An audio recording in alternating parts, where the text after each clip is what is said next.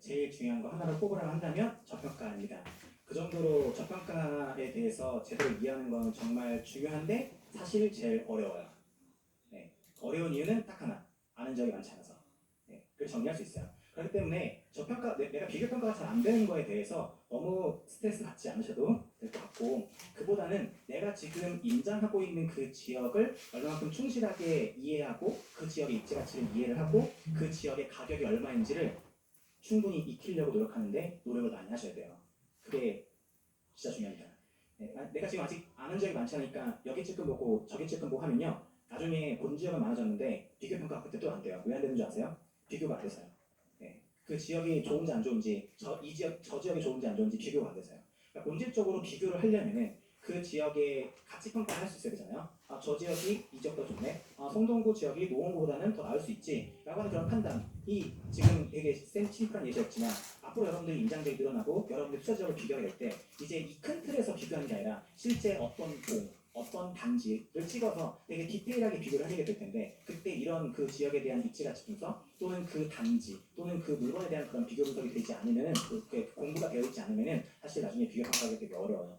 이런 부분에 대해서 조금 더 디테일하게 이 부분은 또 투자 프로세스에 대해서도 한 번 더 언급을 드리도록 하겠습니다. 두 번째 같이 얘기 나눌 투자 원칙은 바로 환금성입니다.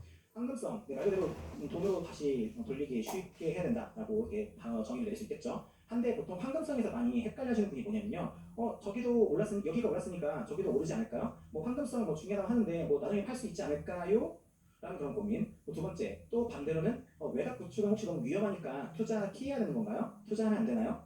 이런 고민들 있을 겁니다. 한번 같이 알아볼게요. 저는 환금성을 이렇게 쪼개어서 봅니다. 첫 번째는요, 수요가 많은 곳. 두 번째는 다수가 원하는 물건. 이 두 가지로 쪼개서 봐요. 이 두 가지가 황금성을 결정하는 핵심적인 가치입니다. 한번 알아볼게요. 이건 이제 제가 만든 수도권 직장지도인데요. 앞서 얘기했던 그런 수요는 크게 보면 두 가지 수요가 제일 절대적이에요. 첫 번째는요, 인구수입니다. 사람이 많이 살면 되는 거예요. 사람이 많이 살면 당연히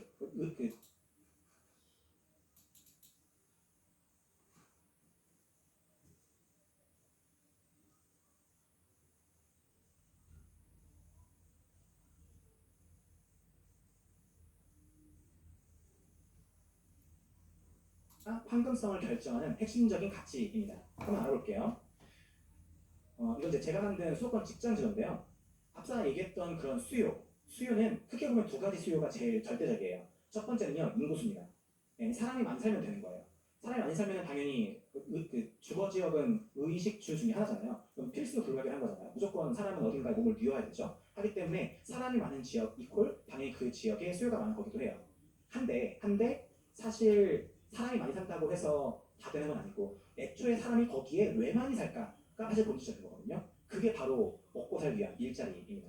그러니까 아까 인구수가 많다는 게 중요하다고 말씀을 드렸지만 사실은 거기 인구수가 많은 이유는 거기 무언가 먹고 살만한 거리가 있기 때문에 인구수가 많은 건 거잖아요. 그죠? 옛날에는 이제 농경사회 시대 때는 이렇게 강이 흐르고 이렇게 배산 임수라고 할 수 있는 그런 지형에서 농사짓기 편리한 평지에서 많이 모여 살았죠. 산속에 들어가서 척박한 곳에 사는 사람들은 뭐 그럴 수도 있겠지만 많이 살지는 않겠죠. 그런 것처럼 지금은 우리가 먹고 사는 그런 일자리가 많은 곳에 가까이 사는 게 굉장히 중요한 그런 시대에 살고 있죠. 그래서 인구수가 많은 것뿐만 아니라 그 일자리가 많은 지역에 내가 얼마큼 가까이 사느냐 혹은 그 지역에 살고 있느냐가 그 지역의 수요를 결정짓습니다. 보시면은 이게 디테일한 거는 이제 더 나중에 복습하실 때 디테일하게 보시고요. 결국은 이 빨간색으로 되어 있는 강남 지역, 그다음에 중부 종로 지역, 영등포 여의도 지역, 그다음에 부천이나 판교 쪽 이런 쪽이 이제 일자리가 많다고 할 수가 있어요. 이런 지역에 가까이 살면은 참 좋죠. 한데 이런 지역에 살려면 돈을 많이 줘야죠. 네, 강남에 사는 거, 여의도에 사는 거, 종로 한가운데 사는 거, 지금 종로 한가운데 사는 아파트 많지 않죠? 이런 데는 굉장히 비싼 값을 처리기 때문에 아무리 투자를 많이 한다고 해도 그 지역에서 투자를 하기는 사실 되게 쉽지 않을 거예요. 그보다는 이 지역에서 교통이 편리한, 이 지역에 좀 더 빠르게 접근할 수 있는 그런 지역, 그런 곳에서 투자 기회를 발견할 확률이 굉장히 높습니다. 이 입지라는 것을 여러분들이 좀 이해를 할 필요가 있어요. 제가 이 장표를 가져온 이유는 뭐냐면요. 여러분들이 요즘 제일 다음번 수도권 상승장에서 꼭 잘 알아두면 더 남들보다 더 큰 수익을 벌 수 있는 하나를 꼽으라고 한다면 바로 교통망이에요. 네.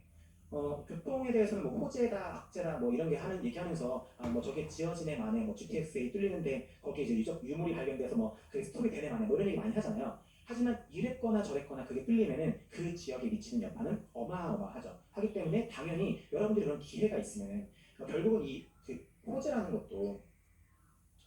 것도 이게 시장 상황에 따라서 그 시장 상황이 상승장이면요 그걸 엄청 올려요. 반면에 그 시장이 하락장이잖아요. 그러면 그 미치는 영향이 크지 않아요. 하니까 어때요? 요즘 같은 하락장에서는 오히려 이제 비관론만 가득한 거죠. 아, 뭐 GTX에 뚫린다더니 언제 어느 세월에 뚫어? 네, GTX에 뚫리는 것도 10년 이상 걸렸는데 GTX B나 C는 언제 뚫어? 이런 이제 비관론이 다 자리하기 시작하죠. 하지만 그럼에도 불구하고 언젠가 뚫리거든요. 그게 기가 막힌 거예요. 네, 언젠간 되긴 됩니다. 하기 때문에 이렇게 정부에서 이렇게 힘을 주고 추진하는 이런 계획들은 잘 익혀둘 필요가 있어요. GTX-A가 지금 거의 이제 확정된 호재죠. 하기 때문에 GTX-A 라인에 따라서 집값들은 사실 많이 올랐어요. 그래서 개인적으로는 지금 동탄 이런 집값들, 파주 이런 집값들은 개인적으로는 아직도 이렇게 많이 저평가로 판단하기는 좀 어렵지 않나? 라고 할 정도로 아직까지는 그 상승장에 대한 여파 또는 사람들의 그런 어떤 그 기대 수준이 많이 높아 있는 상황이에요. 반면에 이제 GTX B나 GTX C는 아직은 조금 영향을 미치기에는 어려운 지점들이 있죠. 어쨌든 제가 말씀드리고 싶은 건 뭐냐면은 GTX A 어디서 들어가요? 이쪽이 동탄이죠. 여기가 이제 여기 동탄입니다. 여기서 출발해가지고 이쪽 삼성역을 가요. 그 다음에 서울역 쪽을 지나서 이렇게 GTX-A 이쪽에서 끝에 파주 쪽까지 갑니다. GTX-B는 어디로 가요? 이쪽 송도 신도시에 출발을 해서 서울역을 지나가지고 청량리역을 거쳐서 이쪽 남양주 쪽으로 빠지는 걸 볼 수가 있어요. GTX-C는 어디로 가요? 최근에 나온 이제 호재인 거죠. 수원 쪽에 출발해가지고 다시 올라서 삼성역을 지나서 저 위쪽에 의정부 양주까지 이어지게 됩니다. 이렇게 GTX 방역 급행열차가 설치가 되기 위해서 열을 올려서 평역을 쪽을 지나서 이렇게 GTX-A 이쪽에서 끝에 파주 쪽까지 갑니다. GTX-B는 어디로 가요? 이쪽 송도 신도시에 출발을 해서 서울역을 지나가지고 청량리역을 거쳐서 이쪽 남양주 쪽으로 빠지는 걸 볼 수가 있어요. GTX-C는 어디로 가요? 최근에 나온 이제 호재인 거죠. 수원 쪽에 출발해가지고 다시 올라서 삼성역을 지나서 저 위쪽에 의정부 양주까지 이어지게 됩니다. 이렇게 GTX 방역 급행열차가 설치가 되기 위해서 열을 올려서 힘쓰는 사람들은 서울 사는 사람들일까요? 아니면 경기도 사는 사람들일까요? 그러면 그 GTX가 생기면은 집값이 올라가는 거는 경기도가 많이 올라갈까요? 아니면 서울이 많이 올라갈까요? 서울이 많이 올라가죠. 네, 서울이 많이 올라가요. 그러니까 경기도가 올라가죠. 근데 결국은 사람들은 예를 들어서 여러분들이 예를 들어 볼게요. 상상을 해보는 거예요. 여러분이 동탄에 살아요. 강남 삼성역에 출근을 해야 돼요. 네, 이제 어떤 일이 벌어질지 제가 이제 한번 가정을 해볼게요. 아침에 6시 반에 일어나요. 그리고 나서 지하철에 가요. 그럼 사람들이 빼곡하게 몰려 있어요. 그럼 여기서 지나갈 때마다 사람들이 빼곡하게 타요. 그럼 나는 사람들 사이에 틈 바구니에 껴가지고 1시간을 걸려서 강남을 가게 되는 거예요. 네, 그렇죠. 강남은 가요. 옛날에 1시간 반, 동탄에서 강남 가려면 버스 타고 방해버스 타고 1시간 반 걸리던 것이 이제 1시간이면 갈 수 있게 됐어요.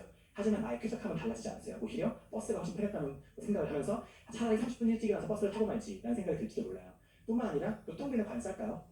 네, 교통료 하루만 해도 아마 한 8천 원씩 써야 될 거예요.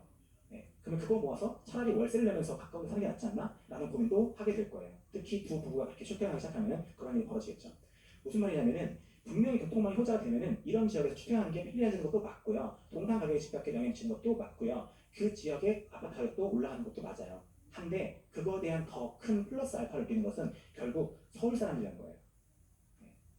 내가 동탄에서 서울로 출퇴근할 수 있으니까 동탄 가서 살면서 이제 한 1년쯤 출퇴근하다가 이럴 바에 서울 가고 말지. 그러니까 서울에 또 가고 싶어지고 서울 간 친구들 보러 하면서 또 언제 서울을 진입하지? 라고 호시탐탐 기회를 놓이게 되는 거지. 반대로 내가 외곽 쪽이 편하고 디귿자 싱크대 있고 30평 아파트니까 외곽 쪽에 살아야지 라는 것들은 이제 한두 달 살고 나면 다시 돌아오고 이제 정신 차리게 된다라고 할 수 있는 거죠. 이렇게 여러분들이 아셔야 될 건 뭐냐면요. 입지는요. 시간이 지나면 지날수록 강화되는 경향이 있어요. 분명히 이 수도권이 서울이라는 지역이 옛날에 요만했는데 이게 지하철이 생기면서 요만해졌고 지금은 이 수도권 광역시라는 게 이렇게 훨씬 더 넓어진 거잖아요. 그러니까 서울의 어떤 여러 가지 일자리를 누리면서 편리함을 누리면서 사는 사람들이 굉장히 넓은 지역까지도 거주하게 되는 거예요. 하지만 그럼에도 불구하고 결국 그 입지 가치가 더 시간이 지날수록 강화되는 곳은 결국 서울인 거죠. 삼성역, 서울역 이런 지역이요. 근데 이런 지역에 지하철을 나가려고 이렇게 피켓 들고 시위하는 사람은 어디 있는 사람들이에요? 여기 사는 사람들이잖아요. 네, 오히려 서울 사는 사람들은 음마아파트 그 밑으로 GTX 지나간다고 GTX 노선 변경하려고 막 그러잖아요. 난리잖아요. 막 설치하지 말라고. 약간 그런 기현상이 이제 벌어지는 거죠. 즉 시간이 지날수록 나중에 뭐 서울이 커진다고 해서 뭐 나중에 뭐 분당이나 뭐 수원이나 동탄이나 이런 얘기 하지만 결국은 10년이 지나도 20년이 지나도 50년이 지나도 서울은 서울일 거라는 거예요. 반면에 서울은 몇 년 전부터 수도였죠? 서울은 이미 백제 시대 때부터 수도였어요. 네, 그 위례성이 원래 백제의 수도였어요. 근데 지금 이게 뭐가 됐어요? 위례 신도시가 됐잖아요. 이미 옛날부터 1000년 전부터 수도였고요. 500년 전에도 수도였고요. 지금도 수도인 거예요.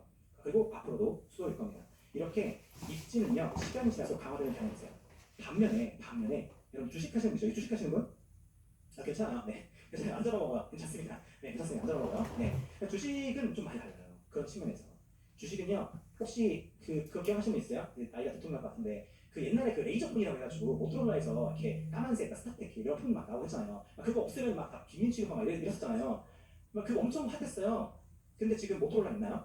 없어요. 네. 옛날에 우리나라는 이제 안 유행했는데, 노키아였죠, 노키아. 해외에 있는 사람들은 외국 사람 노키아 엄청 많이 사용했잖아요. 그 회사 지금 더 이상 지구상에 존재하지 않잖아요.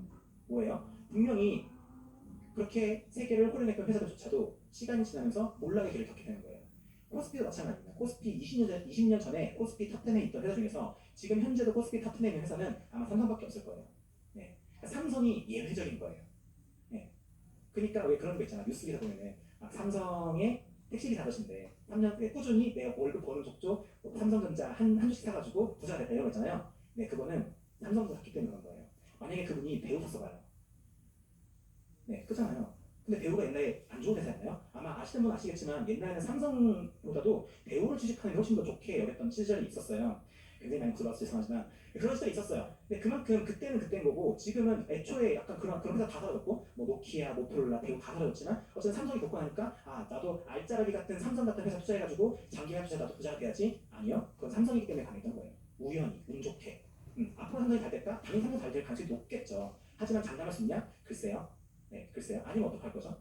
그러니까 여러분들이 만약에 주식 투자할 거다라고 한다면은 어떻게 투자해야 되는 거냐? 노키아도 망했고 모토로라도 망했지만 휴대폰 사업은 살아있어요. 그렇잖아요. 그 스마트폰으로 진화했잖아요. 그죠? 즉 옛날에 있던 배우도 망했지만 대한민국은 많이 발전했죠. 여러분들이 주식 투자한다면요. 이렇게 그 나라 또는 그 산업에 투자하시는 거예요. 즉 ETF에 투자하시면 돼요. 네. 근데 부동산은 ETF가 없긴 하죠. 뭐 리츠 같은 게 있긴 하지만 부동산은 그보다는 되게 좀 그 가치를 알아보기가 좀 명확해요. 강남은요 옛날부터 좋았고요, 지금도 좋을 거고요, 미래도 좋을 거예요. 네, 서울도 그럴 거고요. 그런 것처럼 이 안에 투자를 하시면 되는 거예요. 그러면은 여러분들이 왜 그런 거 있잖아요. 강남에 집을 사면요, 나는 나중에 이거 팔아야 되나요? 고민하실 거예요. 네, 아니요. 그거는 여러분들 손자손녀 물려주시면 됩니다. 그럼 돈이 어디서 나와요? 네, 전세까지 나와요. 그럼 전세까지 돌려주면 되는 돈이잖아요. 네, 싸게 전세를 놓으시면 돼요. 네, 그럼 무조건 나갑니다. 네, 숨도 안 쉬고 나갈 거예요. 아까 써봤던 전세가들 막 8억씩 타잖아요. 근데 8억짜리 전세가인데 여러분들이 그 집을 싸게 4억대 샀어요. 전세가가 4억일 때. 근데 현재 시세가 8억인데 그 집을 6억에 나요. 그러면 그 집이 얼마만큼 걸려서 나갈까요? 하루 만에 나갑니다. 네, 서울은 하루 만에 나가요. 그 집에 하루 만에 나가는 그 집을 여러분들 집주인 여러분들이 도배 잠깐 해줄까요? 안 해줄까요? 네, 임차인이 하고 들어와요. 네, 서울은 그런 곳입니다. 네, 그렇기 때문에 여러분들이 좋은 입지에 있는 물건은요 안 파시는 거예요. 계속 쭉 가져가시는 거예요. 하지만 반대로 삼성전자 주식 갖고 있다. 팔 생각 하시면서 고민하셔야 되는 거예요. 그러니까 왜 워런 버핏 그런 얘기 들어보셨죠? 워런 버핏은 안 팔 주식 산다고요. 그런 얘기 들어보셨죠? 아니요. 워런 버핏 형님 주식 하십니다. 네, 포트폴리오 매년 갈아 끼우세요. 네, 옛날에는 애플 투자 아예 안 하셨거든요. 근데 지금 애플이 지금 포트폴리오의 가장 큰 비중을 차지하고 있어요. 네, 애플 형님 갈아타십니다. 아니지. 버핏 형님 갈아타십니다. 그런 것처럼 주식 투자는 내가 개별 주식을 한다 하면은 그 리스크를 명확하게 알고 갈아타야 되지만 내가 좋은 입지에 투자했다 라고 하면은 사실 갈아타지 않아도 됩니다. 반면에 입지가 좋지 않은 곳에 투자했을 경우에는 갈아탈 수도 있겠죠. 그래서 이제 이런 고민을 나중에 하시게 될 거예요. 지금 당장은 우리가 이제 수도권에 많이 관심을 기울이겠지만 슬슬 이제 지방 투자를 하시거나 또는 이제 수도권에 밀려서 외곽을 이제 고민하시기 시작하면은 이런 데도 투자해도 되지 않나요? 이런 질문을 많이 하십니다. 예를 들어서 지금 아산에 대방에 가면요, 여기 1호선 역세권에 아파트가 하나 있어요. 네, 여기까지 1호선이 갑니다. 기가 막히죠? 서울까지 2시간 정도 걸리네요. 근데 여기까지 이제 집값을 보면은 지금 현재 이 35평 2006년식 아파트가 지금 3억 정도 해요. 네, 그냥 그렇구나 하시면 됩니다. 이 3억 전한 아파트가 전세가 아까 매매가가 보면은 지난 3년 사이에 무려 60%나 올랐고 절대가 기준으로 보면은 1억 정도 올랐어요. 괜찮아요, 안 괜찮아요? 괜찮은 거예요, 여러분. 여러분 1억 괜찮은 거예요. 예, 이런 거 열채, 술채 만들어 가시는 겁니다. 예, 여러분 5억, 10억 이렇게 생각하다가 이러면서 이상할 수 있지만 이런 거 많이 모으시면 돼요. 그런데 여러분 인생 바꾸실 거예요. 이런 물건들을 보면서 야 이것도 이렇게 온다고? 하면서 이제 이런 생각이 드는 거예요. 그 옆에 보면은 바로 여기에서 조금만 옆으로 보면은 여기 용화동에 뭐 똑같은 아산이에요. 용화동에 보면은 이런 아파트가 있는데 얘는 이제 98년식 아파트예요. 근데 얘가 진짜 오랜 세월 동안 이렇게 지지부진하다가 지금 1억 8천인 상황인 거죠. 보면은 얘 같은 경우 얘도 오랫동안 지지부진하다가 갑자기 이제 급등을 해버리잖아요. 한순간에. 그러니까 얘가 어떻겠어요? 얘가 바로 옆 동네가 올랐는데 드디어 요가동 차례가 아닌가요? 라고 한 생각이 드는 거죠. 과연 맞을까? 실제 보시면요. 옛날에 2006년부터 2016년까지 10년에 걸쳐서 무려 거의 2배 정도 올랐어요. 여러분 10년에 걸쳐서 2배 정도 오르면요. 꽤 괜찮은 거예요. 네, 꽤 나쁘지 않은 거예요. 근데 어쨌든 올랐으니까 지금도 다시 또 기회가 오지 않을까요? 라고 생각하는 거죠. 과거에 그랬으니까 지금 그렇지 않을까요? 라고 하는 거죠. 퀴즈. 지난 30년간 인구가 가장 많이 늘어난 곳은 어딜까요? 아시는 분? 인구가 가장 많은 배율로 늘어난 거. 절대적인 거 말고 가장 많은 배수 뛰는 거. 약 5배 정도 늘었어요. 어느 지역이 그럴까요? 네, 지난 30년간 가장 많이 지금 인구가 증가한 곳은 대전 광역시 유성구예요. 우와. 네, 무려 7만이었던 곳이 35만까지 늘어났어요. 네, 엄청 많이 증가했습니다. 30년 전에는 세종시가 없었기 때문에 제가 제외했습니다. 이유는요, 경기도 고양시입니다. 네, 무려 30년 사이에 인구가 약 4배 정도 늘었어요. 어쨌든 서울도 수도권에서 이렇게 일기신도 생기면 인구가 많이 늘지만 네, 지방도 새롭게 택지지구가 생기면 인구수가 정말 많이 증가해요.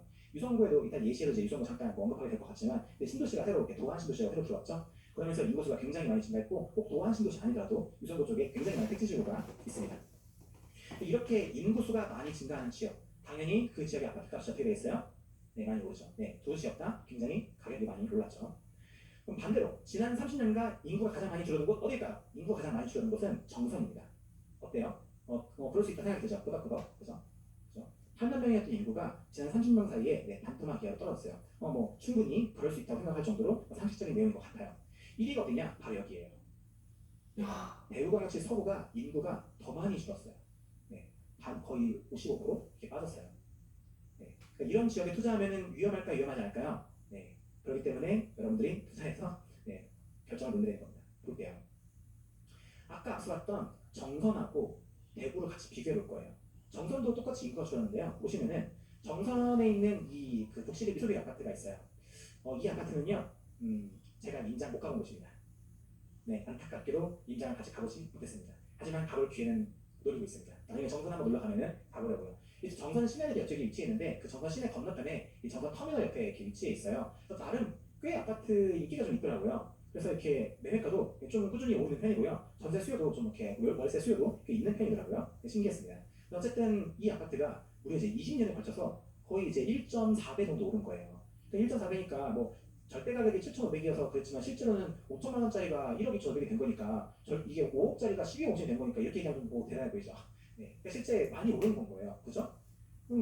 인구도 주는데 심지어 1992년부터요 2020년까지 인구가 이렇게 주는데 어때요? 아까 되게 올랐어요? 떨어졌어요? 여러분들이 알고 있는 인구가 주니까 부동산은 위험하다. 맞아요? 틀려요? 틀려요. 네, 아닌 거예요. 사실 제가 그 7년 전만 하더라도 부동산 하락론자였어요. 네, 재밌죠? 네, 7년 전만 하더라도 진짜 진심으로 되게 심플하잖아요. 경제학의 기본 원리 아니야? 이 수요와 공급 이렇게 경제학 그 원론의 1강에 나오는 거 수요가 늘면은 이제 가격이 오르고 뭐 공급이 줄면 가격이 오르고 이런 거 있잖아요. 당연히 인구가 주니까 대한민국 인구 줄 거 뻔하고 당연히 집값은 이제 안 되는 거라고 생각을 했었는데 지금은 여기서 이렇게 강의를 하고 있네요. 네, 그만큼 분명히 입지도 가치도 좋지 않은 지역이고 분명히 인구도 이렇게 급락하는 지역인데 가격이 오르는 걸 볼 수가 있습니다. 반면에 대구를 한번 볼까요? 대구 같은 경우에 이 아까 말씀드렸던 서구 있죠. 여기에 광장타운 1차 아파트가 있어요. 여러분 입장하실 때 그 지역에 대해서 진짜 깊게 알아야 돼요. 사람들이 여기를 뭐라고 부르냐면요. 여기는 광코라고 불러요. 네, 또는 야당이라고 불러요. 이게 뭐냐면은 여기 지역 앞에 여기 그 야외음악당이라고 해서 여기 두류동 있죠. 여기 코어 야외음악당 여기 있죠. 이쪽에 이제 공원이 크게 있어요. 그래서 야외음악당에서 약자를 야당이라고 부르는데 그 야당 앞쪽으로 해가지고 여기서부터 여기까지가 다 술집이에요. 네, 여기는 대구 사람들 20대 메카입니다. 여러분들 그 대구 하면은 제일 먼저 떠오르는 유흥가 뭐 떠올라요? 그렇죠, 동성로. 20대는 동성로에서 놀지 않습니다. 네, 여러분들 동성로 대구 가서 막 아는 척하면서 20대한테 동성로 얘기하잖아요. 근데 또 땅 치고 가는 거예요. 네, 거기는 이제 어르신분들 가시는 곳이고요. 젊은 사람들은 네, 야당 광코입니다. 광코는 뭐냐면 여기 광장코아라고 해가지고 여기 상가 이름이 광장코아 상가가 있어요. 그래서 광코 야당 이렇게 부릅니다. 어쨌든 이 지역에 있는 이 역세권 이 광장타운 1차 아파트 84년도 아파트인데요. 이 아파트는 지난 20년 동안에 얼마가 올랐냐면 거의 3배 가까이 왔어요. 그죠? 원래는 1억짜리 아파트가 지금 4억이야. 4배네요. 죄송합니다. 여기 이제 더 더해야 되니까 1억짜리 아파트가 4억이 됐어요. 4배 올랐어요. 네. 이렇게 모든 전국인 아파트는요. 결국 지난 세월 동안에 가격이 오르긴 올랐어요. 근데 그 안에서 입지 좋은 곳과 입지 않은 곳의 격차는 어마어마한 게 하나가 있는 거고요. 즉 인구가 준다고 해서 입지가 안 좋다고 해서 아파트가 다 떨어진다? 아니에요. 올라요. 여러분 나중에 뭐 나주에 있는 아파트 가보세요. 다 올라 있어요. 지금 옛날에 비해서. 그러니까 저기 올랐으니까 진짜 전국 아무데나 투자 되는구나. 그 순간부터 여러분들이 이제 요란감 열받기 시작하는 거죠. 네, 이제 끝나는 거예요. 그러니까 과거에 올랐다고 해서 앞으로 오를 거냐? 저는 그렇지 않을 것 같습니다. 앞으로 진짜 인구가 줄기도 하긴 하지만 실제로 양극화가 엄청 심해지는 것도 있고 무엇보다도 얘는 이제 구축 아파트잖아요. 얘가 4배가 오르는 이유는요. 이 아파트는 분명히 언젠가는 재건축이 될 거예요.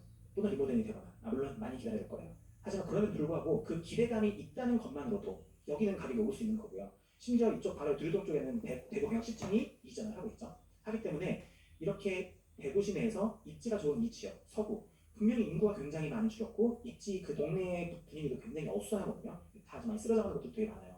그럼에도 불구하고 여기에 투자할 수 있는 좋은 물건도 있다. 그럼 투자하셔야 돼요. 이런 데는. 반면에 이런 데는 숨도 안 쉬고 투자하시면 안 돼요. 그냥 바로 버려야 됩니다. 바로 버려야 돼요. 그 황금성이라는 그 의미가 바로 거기 숨어 있어요. 이 아파트는요 사서 가격이 오를 수 있어요. 아마 미래에도 가격이 오를 거예요. 분명히 오를 거예요. 왜냐? 돈의 가치가 떨어지니까. 인플레이션이라고 하죠. 당연히 전세가가 올라갈 거고요. 꾸준히 5% 이상씩 올라갈 거고 전세가가 올라가는 만큼 매매가도 올라갈 거예요. 한데 아마 여러분들은 이 물건 갖고 있으면 아마 못 팔 거예요. 그러면 적어도 못 팔면은 이 아파트가 나중에 재생이 되면은 재건축이 되든 재개발이 되든 뭐가 되든 간에 재생이 되면은 다시 새 거가 되니까 리셋 버튼을 눌러가지고 처음으로 돌아와서 사람들을 이렇게 불러놔가지고 뭔가 매도를 하거나 거래할 수가 있을 텐데 과연 여기를 누가 재건축을 할까요? 네, 아마 정선 시장도 재건축하지 않을 것 같아요. 네. 한데 이 아파트가 만약에 노후화가 너무 심하게 됐어. 다 쓰러져가. 완전 위험해. 그러면은 대구 시장이 이 아파트 방치할까요? 아마 시비를 들여서라도 재건축할 거예요. 네. 시청 바로 앞에 있는 역세권 아파트인데 당연히 하지 않을까요? 사실 그 전에 사업성이 워낙 좋은 지역이기 때문에 누군가 민간업체가 재건축을 하겠죠. 그만큼 입지가 좋은 지역인 아파트는 시간이 지날수록 입지가 강화되거나 또는 다시 재생할 수 있는 기회가 굉장히 많은 거고 반면에 입지가 좋지 않은 지역은 인구수가 줄든 입지가 좋지 않든 간에 가격이 오를 수는 있으나 결국은 그 가격이 언젠가는 내가 팔 수 있는 가격이 되는데 내가 돈을 만들어야 되는데 그게 불가능할 거란 얘기예요. 그럼 여러분들은 굉장히 오랜 시간 동안 힘들겠죠. 매도가 안 되면요 가격은 의미가 없어요. 이게 중요합니다. 그게 황금성의 본질이에요. 부동산은요 황금성이 그 투자 상품 자체만으로도 엄청 떨어지는 상품이에요. 그렇기 때문에 가급적이면은 정말 황금성을 철저하게 생각하고 투자하셔야 돼요. 열반스코 기초반 나중에 꼭 다시 안 되시는 분 열반스코 기초반 꼭 들으셔야 돼요, 여러분. 여러분 열반스코 기초반에 지금 건너뛰고 중국반을 들으시는 거지 중국반을 들었기 때문에 열반스코 기초반을 건너뛰는 거 아니에요. 이거 우리 지금 뭐그 초중고 커리큘럼 아니에요. 중학생이니까 초등학교 수업 안 된다 이거 아니에요. 열반스코 기초반 다시 들으셔야 돼요. 열반스코 기초반은 제가 다시 재수강을 했는데 이번 다시 강의 준비하면서 다시 들었는데 노바나님 진짜 인사이트 얘기 이런 얘기 하시더라고요. 자기가 처음 투자 시작할 때는 수익성이 제일 중요한 건 줄 알았는데 지금 하면서 느끼는 거 보니까 황금성이 중요한 것 같아요. 10년 지나고 보니까. 그 말씀 하시는데 그 말을 제가 듣고 있는데 무릎을 탁 치게 되더라고요. 진짜. 와 진짜 너무 공감되더라고요. 그러니까 아까 저 강의 시작하기 전에 재수강을 하면서 이제 어떤 걸 봐야 되냐 이렇게 말씀하셨지만 그 중에서 또 중요한 거는 내가 제대로 행동에 옮기고 있는지 그 보는 걸 중요하다고 말씀드렸지만 사실 그보다도 우리가 지금 이 수많은 내용을 공부하고 하면서 사실 다 소화할 수가 없고 또 시간이 지난 다음에 내가 보이는 게 달라져요. 그러니까 재수강 전 진짜 강력하게 권해드리고요. 어쨌든 이 황금성은요, 이 투자의 여러 가지 그 5가지 원칙 중에서 두 번째로 있는 이유 중에 하나도 사실은 이 황금성 어떻게 보면 그게 크게 어려운 단어는 아니지만 사실 이게 이 기준에 맞추지 못하면 물론 잘못 투자하잖아요. 그러면 진짜 여러분 진짜 요단감 보면 네. 대표적인 게 뭐예요? 오피스텔, 호텔 분양권, 빌라 이런 거 투자하는 거. 진짜 힘든 건 힘들어질 거예요. 아파트도 마찬가지입니다. 네. 그리고 구축은 어디에 위치했는지 그 위치하는 곳이 실제 입지 가치가 있는 지역인지 향후에 내가 구축에 투자한다고 했을 때 재생이 될 그런 가치가 있는 지역인지 보는 게 굉장히 중요합니다. 그래서 궁극적으로 우리는 저가치 물건을 피하는 게 중요합니다. 황금성에서는 저가치 물건을 피하기 위해서 기본적인 원칙을 갖는 게 굉장히 중요한데요. 첫 번째는요. 평균 이하의 입지에서 평균 이하의 낮은 소단지는 다 저가치인 거예요. 여러분들이 인정하시면서 그 지역에 대해서 입지의 우선순위를 매기게 될 거거든요. 그 지역의 어떤 그 카테고리 이렇게 그 그룹핑을 하고 그 그룹핑한 지역에서 여기가 1순위 지역, 2순위 지역, 3순위 지역, 4순위 지역 이렇게 순위를 매기게 될 거예요. 그 안에서 평균 이하의 입지는 피하시는 게 좋고요. 그리고 평균 이하에도 낮은 선호 단지가 또 그 안에 있습니다. 그 안에서는 또 피하는 게 좋습니다. 한데 제가 말은 이렇게 했지만 그게 제가 지금 딱 잘라가지고 선을 그어서 만든 건 아니죠. 네, 그냥 문득을 말씀드렸죠. 하기 때문에 실제 현실적으로 투자를 할 때는 이거를 구분짓기가 굉장히 애매한 부분이 있어요. 그래서 제가 고민해서 만든 게 바로 이겁니다. 저같이 물건을 피하는 거고요. 첫 번째는 기준을 정해요. 여러분 나름대로 내가 요 정도까지 내가 투자를 할 거야. 이 지역 내에서 이 정도 입지가치까지는 내가 이렇게 인정. 하지만 여기 벗어나면 나 투자 안 할 거야라고 여러분들 스스로 그 기준을 만드세요. 물론 제 기준 뒤에서 말씀드릴 거예요. 월급에서 많이 쓰는 기준, 제가 쓰는 기준은 뒤에서 말씀드리겠지만 여러분들 그조차도 잘 이렇게 좀 애매하다 어렵다 한다면 여러분 스스로 그 기준을 만드세요. 대신 투자를 하지 않고요. 그리고 나서 복귀하는 거예요. 이런 거예요. 지난 서울 상승장에서 제가 상승장 서울 다시 10년 전으로 거슬러 올라가잖아요. 2013년, 2014년 서울 제일 바닥일 때. 그때 저기 그 은평구에 있는 나홀로 아파트 투자할 수 있으면 전 투자할 것 같습니다. 솔직히. 네, 역세권 기준 하에. 역세권 그런 곳이 있거든요. 그런 은평구 쪽으로 가면은 저 구파발이나 이런 쪽으로 해가지고 역세권 중심으로 해서 나홀로 아파트 이런 것도 있어요. 주변에 별로거든요. 근데 거의 3-4개씩 올랐습니다. 네, 그런 아파트를 지금 이제 미래에 와 있으니까 투자를 그렇게 과감하게 했지만 실제는 그보다 다른 더 좋은 데 투자하겠죠. 어쨌든 복귀하는 거예요. 와, 이런 집도 오른다고? 왜 올랐지? 내가 뭘 놓쳤지? 이거는 오를 수 있지만 어차피 이건 안 팔려. 이건 안 되는 거 위험한 거야. 하고 할 건지, 내가 너무 평가를 높게 잡구나, 기준을. 내가 너무 내 마음을 너무 낮게 생각을 해서 내가 너무 두려워했구나. 이런 것도 충분히 좋은 기회가 있었는데 나의 욕심 때문에 어떻게 하면 하나라도 좀 더 연식이 좋은 거, 하나라도 평형이 좋은 거, 언제 어떻게 하면 좀 더 좋은 거 하겠다는 나의 욕심 때문에 내가 스스로 투자 기회를 놓쳤구나 라고 하는 그 복귀를 하자는 거예요. 네, 한 5년에서 10년쯤 걸리겠죠. 근데 그걸 해야 된다는 거예요. 그걸 하면서 다시 한번 여러분들 기준을 업데이트하면서 하시면 됩니다. 말씀드렸죠. 원칙은 변하지 않지만 기준은 변할 수 있어요. 하기 때문에 그 기준을 여러분들 스스로 만들어가면서 계속해서 업데이트 해나가시면 돼요. 본질은 이거랑 할게요. 저도 여러 가지 말씀드렸지만 결국은 모르면 투자하지 마세요. 애매하면 투자하지 마세요. 괜찮아요. 투자할 건 엄청 많습니다. 하지만 저가치라고 생각하는 물건도 반드시 임장을 하시고 공부를 하셔야 그래야 이게 내가 투자해도 되는구나 안 되는구나의 기준이 잡히지 저거는 안 될 거야 라고 해서 쳐내는 순간 여러분들은 이미 이제 그 기회를 다 놓칠 수도 있는 거예요. 하기 때문에 임장할 때 저기는 투자 못할 지역이니까 가지 말아야지 아니요 분명히 그 지역에 다시 투자 기회가 올 수도 있습니다. 분명히 와요. 그런 지역까지 반드시 임장하고 공부해야 됩니다. 저 같은 경우는 서울 지역 임장할 때는요 빌라 지역까지 다 싹 다 임장합니다. 분명히 그 서울에 있는 지역은 땅이 없어요 여러분. 그렇기 때문에 거의 대부분 재건축 아니면 재개발 말고는 아파트를 넣을 방법이 아예 없어요. 하기 때문에 분명히 재건축이 되거나 또는 빌라 단지 같은 경우는 굉장히 그 지역 내에서 재개발 확률이 높고요. 그 재개발하는 데 있어서 내가 나중에 투자 기회를 잡으려면 그 지역의 입지 분석이 이미 되어 있어야겠죠. 그래야 투자를 할 수가 있죠. 하기 때문에 가시고 지방 같은 경우는 읍면 지역이 있어요. 그 동지역 있고요. 그 지역 내에서 그 외곽 쪽으로 가는 이렇게 읍과 있고 읍이 있고 면이 있는 지역이거든요. 그 읍면 지역은 임장하시면서 아마 한두 번 정도 가보시는 걸 추천드려요. 딱 가면 느끼실 거예요. 여긴 안 와도 되는구나. 한 번만 가시면 돼요. 거기는 거기에 택지를 뭔가 공급한다 라고 해도 투자하면 안 돼요. 그래서 그래요. 그런 가치 높아서 그런 걸 아주 내각적인 그런 지역은 피하시는 게 좋습니다. 좀 더 예시를 더 들어보면요. 대전에 있는 둔산동 노건 아파트가 있어요. 이 대전에 있는 이 서구 지역, 이 둔산동 지역은 대전의 강남이라고 불리는 지역입니다. 이 지역에 이 주변이 좀 어수선하긴 하지만 그래도 바로 옆에 시청도 있고요. 그다음에 뭐 법원이나 경찰청 같은 것도 있고 옆에 학원가나 백화점도 잘 돼 있어서 굉장히 상권이나 일자리나 교통이나 여러 가지 면에서 굉장히 편리한 곳입니다. 이런 곳에 있는 1994년식 23평 아파트가 있어요. 여기 보면은 지난 2006년부터 2015년까지 무려 10년 동안 불과 5천만 원이었어요. 그러니까 이 지역의 가격이 2억이었어요, 이 당시에. 근데 같이 비교해볼 곳은 어디냐면은 구미시입니다. 구미시도 사실 인구수가 한 35만 명 정도 되거든요. 근데 이 지역 같은 경우는 일자리가 굉장히 좋아요. 대부분 대기업들이 많이 입주해 있고 당연히 그 대기업 따라서 중소기업 일자리도 굉장히 많은 걸 확인할 수가 있어요. 하기 때문에 여기 집값도 굉장히 그 변동이 심하거든요. 보시면은 여기 구미에 있는 주변에 뭐 아파트 단지가 좀 있긴 하지만 택지는 아니고요. 여기에 있는 이제 93년식 24평 아파트가 이 똑같은 기간, 얘랑 똑같은 기간 동안 10년 동안에 무려 2배가 올랐어요. 5천만 원짜리였던 아파트가 1억이 되면서 시세 차익이 5천만 원이 난 거예요. 10년 동안 2배 오르면 많이 오른 겁니다. 말씀드렸어요. 그렇기 때문에 이런 아파트 여러분들이 여기에 심지어 거의 매매 부서가 붙어 있었지 않았을까요? 좀 붙어서 움직이는 걸 볼 수가 있죠. 뭐 한 500만 원, 1000만 원 들여가지고 여기 아파트 열채에 있었으면은 5억 버는 거예요. 그 10년 동안에. 그렇게 나쁘지 않죠. 그러니까 이런 아파트 5천만 원 갖고 열채 투자해서 5억 버는 거 보면서 이거 진짜 대박이다. 여기는 광역시고 입지가 제일 좋은데 여긴 좀 별론가 보다. 이런 오해를 할 수도 있겠죠. 한 보면은 결국은 시간이 지나고 그 시점을 기준으로 해서 2015년 8월부터 현재까지 다시 또 10년 동안 얘가 몇 배가 올라요? 얘가 2배가 오릅니다. 그죠? 2억짜리가 4억이 돼요. 이 한 채만으로도 2억을 벌었어요. 네. 심지어 아까 얘 얼마나 투자했었죠? 네, 얼마인지 모르겠지만 2억이었고 전세가가 한 1억 7천 정도 돼 보이죠? 한 3천만 원으로 이걸로 내가 한 여러 채 샀으면은 꽤 나쁘지 않은 결과를 얻을 수가 있겠죠. 반면에 똑같이 얘도 그럼 좀 투자금이 얼마큼 많이 안 들어가니까 야 역시 얘가 2배 올랐으니까 앞으로 또 10년 뒤에 2배 오르겠지 하는 순간 이렇게 되는 거죠. 네. 똑같은 10년 동안 얘는 2배 오르면서 2억을 벌 동안 얘는 똑같은 10년 동안 2천만 원 떨어지는 것도 문제지만 역전세가 3,500만 원이에요. 아까 우리 500만 원 갖고 얘 열채 사면 5억 받다고 했잖아요. 근데 그 다음 10년 동안 역전세가 3억 5천만 원 거예요. 그러면 여러분 그거 돌려주는 거예요. 네.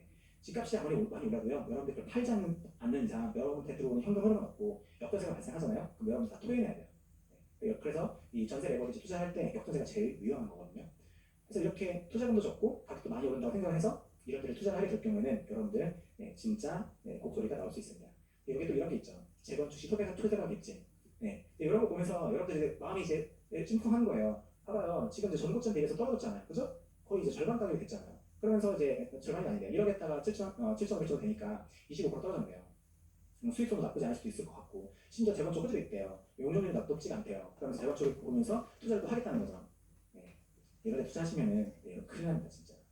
진짜 큰일 나요. 이게 여러분들 이 아파트가 재건축이 될까요? 안 될까요? 아니요. 여러분들 그렇게 생각하시면 안 돼요. 네. 재건축 될 거예요. 아니 정확히 말해서는 될 수 있을지도 몰라요. 네. 그런 생각을 하셔야 돼요. 얘가 재건축이 되든 안 되든 난 투자하지 않을 거야 라는 생각을 갖고 계셔야 된다고요. 네. 재건축이 될 수도 있어요. 그러니까 재건축이 안 될 거야 라고 생각하는 것은 여러분들의 고집일 수 있어요. 그러니까 아직일 수 있어요. 여러분들의 편견일 수 있어요. 그 편견조차 벗어야 돼요. 될 수도 있어. 한데 나는 여기까지 하지 않을 거야 라는 마음을 갖고 투자하셔야 된다고요. 그 마음이 없으면요. 항상 이런 걸 볼 때마다 마음이 흔들리실 거예요. 또는 그런 기회를 볼 때마다 여러분들이 편견을 갖게 될 거예요. 기준을 잡으라는 의미가 바로 여기에 있어요. 아, 나는 여기는 내가 이렇게 중소도시, 35명짜리 중소도시에서 연식이 안 좋은 구축 아파트는 재건축이 되든 투자금이 얼마큼 되든 전고점 대비해서 30% 떨어졌든 나는 안 할 거야. 그 이유는 나는 여기까지는 환경성이 안 좋을 것 같아서 리스크를 피할 거야. 라고 하는 그 기준 잡고 하는 거예요. 나중에 구매가 엄청 잘 될 수도 있고요. 나중에 여기 투자했던 사람들이 막 여기 나중에 댓글 달릴 거예요. 아, 성지를 났습니다. 막 하면서 막 댓글 달리는 거 보게 되겠죠. 그런 일이 벌어진다 하더라도 그거는 여러분 몫이 아닌 거고요. 우리 몫이 아닌 거예요. 네. 오히려 안 망하는 걸 피하는 거. 그게 진짜 중요한 거예요. 그런 관점에서 투자를 하셨으면 좋겠습니다. 매도 시점에 다른 누군가가 매수해주지 않으면요. 그 물건에 투자는 의미가 없습니다. 특히 환경성이 좋지 않은 부동산은 그러합니다. 그래서 주의해야 되고요. 망하지 않는 것, 지키는 것. 이게 투자의 여러분들 기본이에요. 여러분들이 제가 이제 설명할 때 뭐 1억 오른다, 5천만 오른다 하면은 이렇게 시큰둥 하신 것 같은 약간 느낌적인 느낌인데 네, 진짜 많이 오르는 거고요. 일단 기본적으로 일치하는 게 정말 중요해요. 제가 1억에 투자했을 때 4년 동안 2천만 원 올랐거든요. 2년 지나니까 1천만 원 오르고 4년 지나니까 2천만 원 오르더라고요. 제 1억이가 9천이었거든요. 근데 그거 보면서 처음에는 내가 좀 너무 걔만 보고 잘못 투자했나 라는 생각을 했었거든요. 근데 나중에 이것 때문에 진짜 많이 끝났어요. 너만이한테. 네, 그렇게 생각하면 안 된다고. 그러니까 일치하는 것만으로 너는 투자에 기반한 거라고. 근데 그렇게 해서 4년이 지났더니 4년이 지나고 나서 3개월 만에 2억을 올랐어요. 네. 근데 이거를 제가 예측하고 한 거냐? 아니요. 저는 잘못 투자냐고 생각을 한 적이 있었다니까요. 네. 마찬가지예요. 이것도 저것도 분명히 앞으로 어떻게 될지 모르지만 투자의 원칙과 기준을 잡고 그 기준에 맞게끔 투자하는 거 이게 진짜 중요하고 그게 어떻게 보면 그 하수와 고수의 차이 중에 하나가 그거라고 생각합니다. 네, 내가 얼마큼 더 벌 수 있을까 생각하는 거는 여러분 실력도 쌓은 다음에 지금 정말 중요한 거는 내가 어떻게 하면 망하지 않을 수 있지? 내가 어떻게 하면 내가 지금까지 쌓아올린 것들을 잘 하나하나 지켜나가면서 꾸준히 해나갈 수 있지? 그 관점에서 투자하는 것이 정말 중요합니다. 저는 그래서 이렇게 기준을 잡고 투자를 하고 있습니다. 일단 먼저 수도권과 지방을 나눠서 기준을 잡고 있고요. 그 안에서 입지를 이제 강남 1시간 내와 1시간 내로 나눠서 이제 상급지와 그 외로 나눠서 투자를 하고 있고요. 면식에 나눠서 또 구분을 하고 있습니다. 그래서 강남 1시간 내에서 이 상급지 지역 같은 경우는 장기로 투자합니다. 반면에 1시간 외의 지역 같은 경우는 중단기에 고려를 해요. 즉 내가 그 1시간 외의 지역에서 신축이면서 입지가 굉장히 괜찮거나 역세권이거나 기타 다른 요소가 괜찮다면 중기로 가져갈 수도 있고요. 또는 장기적으로 내가 팔 것도 고려한다는 뜻이죠. 반면에 어떤 것 같은 경우는 단기로 팔고 더 상급지로 올라가는 것을 고려를 하고 있고요. 반면에 구축 같은 경우는요. 강남 1시간 내 상급지, 강남, 서초, 송파 이런 용산 이런 지역 같은 경우는 무조건 장기 투자입니다. 여러분들이 이런 지역에 물건을 갖고 있다? 파시면 안 돼요. 파시면 안 돼요. 여러분들이 강남 지역에 물건을 갖고 있는데 그 지역의 물건을 팔아가지고 다내 투자를 한 생각을 한다 라고 한다는 것은 삼성전자를 팔고 스타트업 투자하는 거랑 비슷해요. 네, 그러시면 안 돼요. 여러분들이 돈을 더 어떻게 하면 더 돈을 벌고 돈을 더 모으고 그리고 지금 갖고 있는 물건에서 자산재배 증권에서 전세금을 돌려받든 아니면 전세금을 올려받든 그 투자금을 확보를 해서 투자를 해야지 황금알을 낳는 거위를 팔아가지고 투자하시는 거 아니에요. 네, 그런 의미에서 저희 단기 투자라고 적은 거고요. 두 번째로 이제 그 위에 지역은 중간 투자하거나 강남 1시간 외 지역은 구축에 투자하지 않습니다. 네, 1시간 지역 이내에서도 구축에 투자하는 경우는 너무나도 많아요. 네, 너무나도 많습니다. 그래서 굳이 저 멀리 강남 1시간 외 지역에 있는 지역에 아무리 싸고 투자금이 적게 들어간다고 하고 전고점 대비해서 많이 떨어졌다 하더라도 투자하지 않습니다. 반면에 지방 같은 경우는 광역시랑 중소도시를 나눠서 광역시 그 상급지 그 외지역 나눠서 광역시의 상급지 같은 경우는 저는 신축 같은 경우는 장기 투자하고요. 반면에 구축 같은 경우는 장기 투자합니다. 뒤에서 설명드릴 그 예시 중에 하나 대전 얘기가 나올 거예요. 일단 얘기하겠지만 전 대전 같은 경우는 묶어놨거든요. 그 장기 그 임대사업자로 묶어놨거든요. 그 정도 사실 거기는 제 재건축이 언젠가 분명히 될 거거든요. 그래서 묶어놨고 반면에 그렇지 않은 지역 같은 경우는 그 외의 지역 같은 경우는 사실은 오랫동안 그러니까 오랫동안의 기준은 장기 기준은 내 손자에게 물려줄 거냐 말 거냐 그거 얘기하는 거예요. 그 정도까지는 아니다라고 생각을 하고 매도를 항상 고려하면서 투자를 할 것 같고요. 그래서 상급적으로 더 올라갈 것 같고요. 반면에 이제 30만 정도 되는 이상이 되는 그런 중소도시 같은 경우는 아무리 상급지라고 해도 여러분들 팔 생각 하시면서 사셔야 돼요. 그거 되게 중요해요. 제가 제 특강 때도 얘기를 하지만 지방은요 어쨌든 언젠가 팔아야 돼요. 광역시 제외하고 광역시의 상급지 최상급지를 제외하고는요 내가 지방에 투자한다라고 한다는 것은 내가 돈 벌기 위해 투자를 하는 거지 나의 자산을 쌓기 위해 투자하는 게 아니에요. 네, 언젠가 팔 생각을 하고 사야 되고 그 말은 즉슨 더욱더 내가 지금 투자할 때는 괜찮지만 나중에 4년 뒤, 6년 뒤에 매도를 할 때 사줄 사람이 있는 물건인가를 생각하시면서 사야 되는 거예요. 그러니까 지방 투자할 때, 구축 투자할 때 유의해야 되겠어요? 안 해야 되겠어요? 유의해야 되는 거예요. 환급성을 높이기 위한 노하우 좀 더 말씀을 드릴게요. 먼저 20, 30평대 아파트 투자하세요. 네, 제발. 네, 제발. 네, 아파트 외에는 아파트도 환급성이 좋지 않아요, 여러분. 네, 특히 이렇게 시장 얼어붙으니까 강남도 안 팔리잖아요. 네, 그렇던데 여러분들이 이제 투자하게 되는 다른 점은 어떻겠어요? 네, 아파트에 투자하셔야 됩니다. 다른 것은요, 돈을 못 번다가 아닙니다, 여러분. 오해하시면 안 돼요. 다른 빌라, 오피스텔, 비트코인, 다 존중해야 할 투자 가치, 투자 물건들이에요. 존중해야 할. 돈 벌 수 있어요. 한데 전 안 하겠다고요. 그리고 저는 제가 여러분 안 하셨으면 좋겠다는 마음이 있습니다. 네, 그리고 평양대는요, 네, 20, 30평대가 수요가 제일 많아요. 그래서 그런 거예요. 40평대가 수요가 많은 지역들이 있어요. 강남의 40평대들. 여러분들 그것도 되게 중요해요. 부자들은 30평대에는 소형평수입니다. 네, 그러니까 부자들은 40평대 이상을 살아요. 하기 때문에 당연히 40평대 돈 벌 기회가 있어요. 한데 수요층이 작아요. 하기 때문에 환급성이 떨어져요. 돈을 벌 수 있지만 여러분들이 원할 때 못 팔 수 있어요. 하기 때문에 입지가 좋은 40평대 투자 기회가 있다? 네, 사도 괜찮습니다. 특히 내 집만 하신다? 40평대 너무 좋죠. 네, 대형평수 너무 좋아요. 특히나 그냥 이거는 그냥 흘려 들으세요. 그냥 뭐랄까 약간 얘기하듯이 하는 거예요. 지난 10년 동안에 이 인구가 줄고 세대수 준다고 해가지고 20평대 아파트가 정말 많이 지어졌거든요. 그래서 웬만한 신규 택지지구나 신규 아파트 단지 내는 더 이상 40평대 이상의 대형 평수가 없어요. 아예 없어. 찾기 진짜 힘들어요. 있어도 막 10세대, 막 20세대 막 이렇거든요. 저는 앞으로 다음 10년 뒤에는 이 대형 평수가 큰 인기를 끌 거라고 생각합니다. 네. 하지만 이거는 제 그냥 가십. 네. 이번에 누구 결혼한다 약간 이런 수준의 제가 생각하는 그런 거예요. 네. 네, 그만큼 그런 어떤 그 지역에서 수요 또는 공급 보면서 투자하는 것도 나쁘지 않아요. 네, 특히나 20, 30평대 수요는 끊임없는 곳이기 때문에 이런 지역 이런 평형대를 중심으로 투자하시고요. 10평대도 가급적 추천을 드리진 않아요. 강남을 제외하고는. 수도권 300세대 이상, 지방 500세대 이상 단지에 투자하는 것을 권해드리고요. 수도권 50세대짜리 단지도 지난 10년 동안 정말 많이 올랐어요. 막 3배씩, 4배씩 올랐거든요. 심지어 서울은 그런 얘기 있잖아요. 계집도 다 올랐다고. 네, 그 정도로 정말 다 올랐어요. 하지만 이렇게 지금 같은 시기에는 아예 못 팔아요. 네, 아예 못 껴요. 그 지역이 강남이면 상관없죠. 한데 막 구로 막 이상한데 이렇게 50세대짜리 붙어 있으면은 그거는 나중에 재건축 안 될 수도 있어요. 그런 데는 진짜 위험합니다. 그래서 가급적이면은 수도권 300세대 이상 투자하시고요. 다만 이런 건 있어요. 300세대 이상이니까 이렇게 딱 300세대만 생각하셔가지고 이렇게 서울에 보면 서울도 택지주가 되게 많아요. 예를 들어서 이렇게 택지가 생겼고 이게 잠원동이에요. 예를 들어서 잠원동인데 이런 데 보면은 여기 이제 잠원동 주민센터 이렇게 있고 여기 이렇게 신화아파트 이런 데 있어요. 또는 이런 데 보면 이렇게 작은 아파트 이렇게 중간중간 있거든요. 여기가 잠원동 자체가 택지긴 하거든요. 근데 중간중간에 이게 그 땅 문제 때문에 그 땅이 매입이 안 돼가지고 한 개로만 들어있는 단지들이 중간중간 있어요. 여기는 막 다 막 500세대, 막 1000세대짜리 신축들이 있거든요. 그러니까 얘가 막 이렇게 150세대 정도 돼요. 이렇게 투자해도 돼요, 안 돼요? 되는 거예요. 네. 그러니까 그 300세대 기준이라는 게 그러니까 그 완전히 이렇게 아파트 단지가 밀집되어 있지 않은 허허벌판까지는 아니더라도 택지가 아니고 그러니까 아파트 단지도 많지 않은 환경이 좋지 않은 곳에서 300세대 이상만 투자를 하는 거지. 택지가 갖춰져 있는 이렇게 환경이 좋고 한 곳들은 사실 이런 것들은 투자하기 굉장히 좋은 기회를 가져다주는 물건이 될 수가 있습니다. 그래서 이런 것도 조금 구분해서 투자하셔도 괜찮고요. 지방 같은 경우도 마찬가지로 택지 지구 내에서 좀 괜찮은 단지 같은 경우는 500세대가 아니더라도 너무 작지만 않으면 괜찮을 것 같습니다. 그리고 1, 2, 3층, 4층은 가급적 피하세요. 제가 1층에 살고요. 1층에 산지 벌써 한 7년, 6년 정도 된 것 같아요. 저는 개인적으로 1층을 좋아합니다. 나중에 기회가 되면 주택에 살고 싶은 마음도 없지 않아 있긴 한데 그거는 생각을 해볼 거고요. 어쨌든 아파트에 1층 사는 거 장점이 많더라고요. 일단 음수거리가 너무 좋습니다. 너무 공감되죠? 음수거리는 거 진짜 너무 편해요. 네, 그리고 그 엘리베이터 타고 출퇴근할 때 엘리베이터 타고 기다리거나 퇴근하고 와서 엘리베이터 타고 기다리는데 안 내려 막 약간 짜증나잖아요. 그게 안에서 너무 좋더라고요. 바로 문으로 들어올 수 있어서. 다만 이제 뭐 벌레 걱정 많이 하시죠. 근데 의외로 거미가 많지 벌레가 많진 않아요.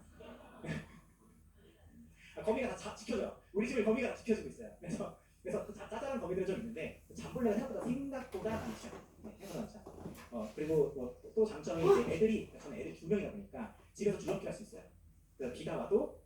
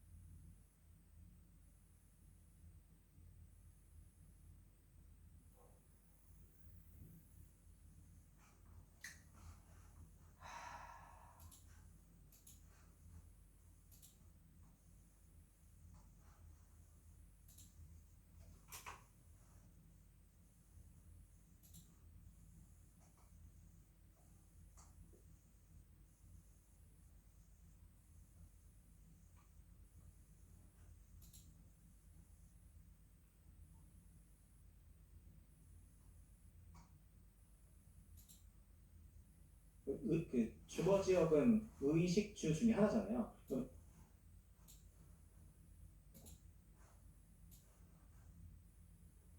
네, 전 역전세가 3,500만 원이에요. 아까 우리 500만 원 갖고 얘 열채 사면 5억 받다고 했잖아요. 근데 그 다음 10년 동안 역전세가 3억 5천만 원. 피해가 많진 않아요. 거미가 다 지켜줘요. 우리 집을 거미가 다 지켜주고 있어요. 그래서 그 짜잘한 거미들은 좀 있는데 잠벌레가 생각보다 많지 않아요. 네, 생각보다 많지 않아요. 그리고 또 장점이 이제 저는 애들이 2명이다 보니까 집에서 줄넘기를 할 수 있어요. 그래서 비가 와도 추워도 눈이 와도 집에서 줄넘기를 하면서 애들이 건강하게 클 수가 있다. 이런 장점이 있습니다. 그래서 1층을 이제 선호를 하는데 사실 이제 처음 1층 선택하게 된 계기가 아래층에서 하도 애들이 뛴다고 하니까 와이프가 하는 아이들에 대한 잔소리 중에서 70%가 뛰지 말라 했어요. 네, 그러다 보니까 1층에 갔는데 너무 좋더라고요. 뛰지 말라는 얘기를 하지 않으니까 잔소리가 절반이 줄더래요. 그래서 지금은 그래서 1층에 살고 있고 애들이 중학생 될 때까지 그러니까 학교 끝나고 왔을 때 아빠한테 다녔습니다 하고 들어갈 때까지 저까지는 계속 1층에 살고 싶은 마음이 매우 큽니다. 근데 어쨌든 그거는 제 생각인 거죠. 제 기준인 거죠. 대부분의 사람들은 1층에 사는 것을 선호하지 않습니다. 거기를 좋아하지 않아요. 대부분 사람들은. 네, 거기에 이제 더 이제 익숙합니다. 그만큼 이 1, 2, 3층, 4층을 피하는 이유는요.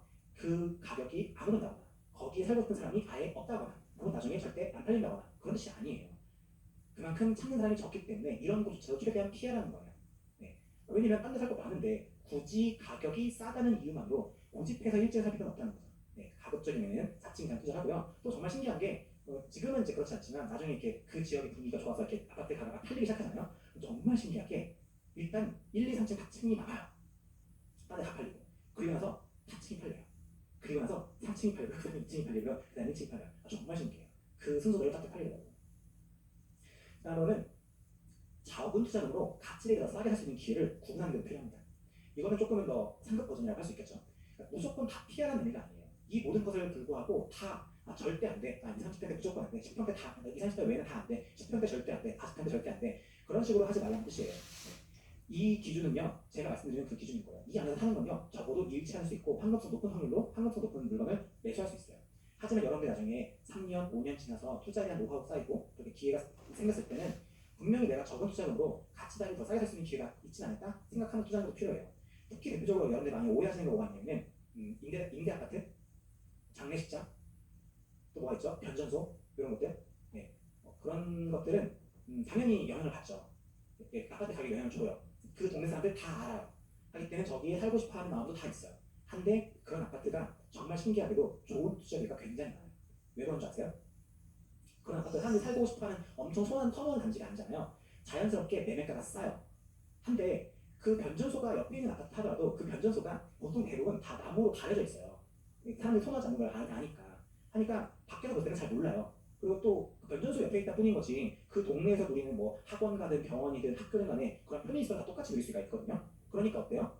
거기에 살고 있는 거주 가치는요 똑같아요. 변전소 옆이나 변전소 옆에 떨어져 있는 단지나 그 지역에서 누리는 그 삶의 가치는 똑같다고요. 하기 때문에 전세가는요 거의 비슷해요. 그러니까 그림을 다시 표현하면 여기 변전소가 있고 여기는 A라는 단지가 있고 여기 B라는 단지가 있을 때 A라는 단지는 매매가는 낮고요. 전세가는 조금만 낮아요. 반면에 B는 매매가는 높지만 전세가도 되게 얘랑 비슷하거든요. 얘랑. 하니까 어때요? 얘에서 매매랑 전세랑 차이가 적고 좋은 가격으로 투자할 수 있는 기회를 노리게 돼요. 한데 상승장이 시작되잖아요. 그러면은 A는 오르고 오르지 않고 B만 오를까요? 아니요. 둘 다 올라요. 네. 그러면 B가 많이 오를까요? A가 많이 오를까요? 당연히 B가 많이 오를 거예요. 네. 한데 그 대비해서 내가 좋은 물건으로 좋은 가격으로 투자할 수 있는 금액은 당연히 이 A라는 단지에서 있는 확률이 되게 높아요. 그렇기 때문에 내가 이거 황금성을 피하기 위해서 하는 건지 아니면은 내가 나의 그냥 욕심으로 편견으로 이건 저거는 안 될 거야 그런 마음으로 피하는 건지는 구분하셔야 됩니다. 그리고 마지막으로 미래 매수자인 실거주자의 마음을 이해하기 노력하셔야 돼요. 여러분들 지금 이제 여기 계신 분들은 적어도 투자를 고민하시면서 이제 이 강의 듣고 계시잖아요. 제가 꼭 추천드리는데 내 집 마련 기초반 꼭 들으세요. 네, 꼭 들으세요. 저도 잘 몰랐어요. 제가 투자를 시작한 지 한 2년 정도 됐을 때 배우자랑 같이 실거주집을 알아본 적이 있었어요. 그게 이제 한 2년쯤 됐는데도 불구하고 배우자분이 이렇게 크게 엄청 막 지지하지 않았어요. 왜 그러냐면은 2년 지난다고 해서 갑자기 막 집값이 막 몇 배씩 뛰고 막 눈이 막 세수되고 이런 거 아니에요. 되게 오래 기다려야 돼요. 수중에 항상 돈이 없어요. 그런데다가 이제 애들이 크니까 우리도 이제 내 집만 있고 해가지고 좀 안정적으로 거주하시는 거 찾아보자 라고 해서 알아봤었는데 그때 배우자랑 같이 거의 이제 서울 이제 서초랑 뭐 저기 잠실 쪽이랑 강동구랑 분당이랑 수지랑 이렇게 골라갔거든요. 그거를 한 2달 동안 배우자랑 같이 물건 한 50개 정도 봤거든요. 근데 그거 보면서 정말 많이 배웠어요. 일반인은 이렇게 생각하는구나. 정말 많이 배웠어요. 진짜 일반인은요. 내 와이프 얘기한 거예요. 일반인은요. 동양 좋아하잖아요. 네, 동양 좋아하잖아요. 그렇다고 지금 기준에 동양이 있어요, 없어요? 없어요. 동양 투자하셔도 돼요. 한데 똑같은 기회가 있으면 나랑 사시면 돼요. 네. 근데 그런 동양이 무조건 싸다는 이유만으로 동양이 나중에 나와요. 근데 그 마음을 아는 거 알고 모르는 알고 하는 거랑 모르고 하는 거랑 큰 차이가 있다고요. 그리고 아이가 있는 학생은 진짜 학원가가 절대적이에요. 네. 왜냐면 요즘 다 합법이잖아요. 그러니까 당연히 퇴근하기 전까지 아이들은 다 뺑뺑이로 돌게 돼 있어요 학원을. 그러니까 학원가가 멀면은 뭐 학원 뭐 셔틀 남편이 이렇게 남자 버전 뭐 셔틀버스 다 다니는데 뭐 어때? 와이프가 뭐라 했냐면은 야 애가 여기가 지금 출발점인데 30분 동안 셔틀버스 타고 가서 애들 다 태우고 돌고 가가지고 나중에 퇴근하 하원하고 나서 30분 동안 돌고 나서 오면 애가 파김치가 될 텐데 집에 와서 숙제를 해야 될 텐데 그거 어떻게 할 거냐고 하는 거예요. 네, 이 남자 여자 차이. 네, 근데 그 일반의 마음이 중요해요. 그러니까 학원과 가까운 아파트 단지가 진짜 환경성이 좋아요. 그리고 전세가 진짜 잘 나와요. 그런 마음을 아느냐 모르냐 정말 큰 차이가 있는 거고 나중에 꼭 지금 일단 투자에 몰입하시고 기회가 되면은 내집마련 기초반 강의 들으시면서 일반 사람들은 어떤 식으로 내집마련 노력을 하는지 같이 조고임도 하면서 사람들 얘기를 들어보고 사람들은 여러 가지 지역 중에서 어디를 살 때서 고민을 많이 하시는지 파악하셔도 좋고 또 여러분들 그 주변에 있는 그 지인분들 있죠? 슬쩍슬쩍 물어봐요. 너 요즘 뭐 고민 없어? 사실 집 얘기 약간 솔직히 약간 좀 허구시되는 경향이 좀 있잖아요. 어디 사냐가 좀 뭐가 있으니까. 그러니까 좀 솔직히 좀 친한 친구들한테 물어보는 거죠. 너 어디 살아? 물어보면서 왜 거기 살아? 물어보면서 그런 정보도 수집하는 게 나중에 여러분들 투자에 진짜 도움이 돼요. 네. 정리하겠습니다. 환경성과 첫 번째, 수요가 많은 곳에서 투자를 하셔야 되고요. 그리고 다수가 사고 싶은 물건을 사셔야 됩니다. 그러니까 이건 이제 지역, 물건인 거죠. 보면은 이제 하지 말아야 할 것은 여기도 오르니까 저기도 오르네. 그렇게 하시면 안 돼요. 기준을 잡고 투자를 하셔야 되고요. 그리고 저같이 물건 피하셔야 되고요. 다수가 사고 싶은 물건을 사는 거 싸게 사면 된다. 이 생각하시면 안 돼요. 네, 진짜 싼 게 비슷할 수 있어요. 네, 그러시면 안 됩니다. 네, 투자 범위 기준을 설정하고요. 그냥 맞게 투자하시고 그리고 나서 내가 그걸 그러니까 내 것이 아닐 수 있는 거예요. 그 물건들이 가격이 오를 거예요. 분명히. 내가 기준을 정하고 저건 안 될 거야 라고 해도 그 물건이 가격이 오를 겁니다. 심지어 그 물건이 많이 올 수도 있어요. 하지만 그럼에도 불구하고 그 내 몫이 아닐 수도 있는 거예요. 복귀하시고 나중에 더 좋은 투자로 성장하시면